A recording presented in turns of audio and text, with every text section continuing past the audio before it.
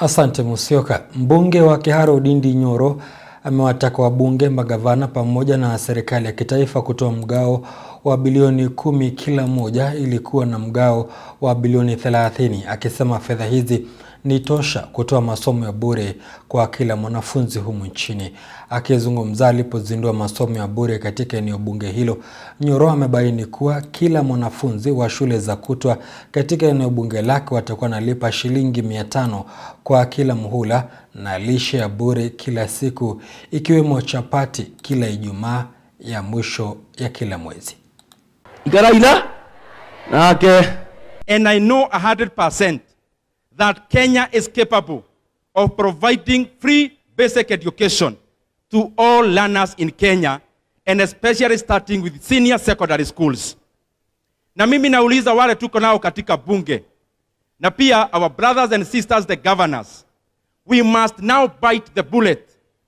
Na mimi, my proposal is as follows. Tunahitaji around 30 billion shillings to make all our day schools totally free, including paying for the lunch program as government. Na mimi na propose CDF tutoe bilioni 10 katika ile budget tuko nayo ya 58 billion shillings. County government from the 400 billion they have as equitable share, pia wao watoe 10 billion. Na national government watoe 10 billion. We form a kitty ambayo tunaweza ita even day secondary school kitty. That money is enough to make basic education in Kenya free and totally free, bila mtu kulipa kitu yeyote. Mwanafunzi yeyote ako grade 10, form 3 and 4 in all the day secondary schools in Kiharu, which are around 65, covering 12,000 learners, that the school fees in Kiharu is only 500 shillings per term. Tumeweka 10 million shillings of buying revision books for our day secondary schools.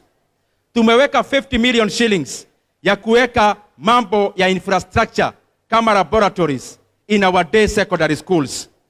Tumeweka pia mambo ya motivation, the best improved teacher in every sub-county per subject.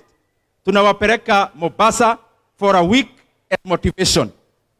And in the schools that are the best and the most improved in Kiharu, tunaweka principals wao, what we have been doing. Tunawapeleka Dubai for a week, wote 12,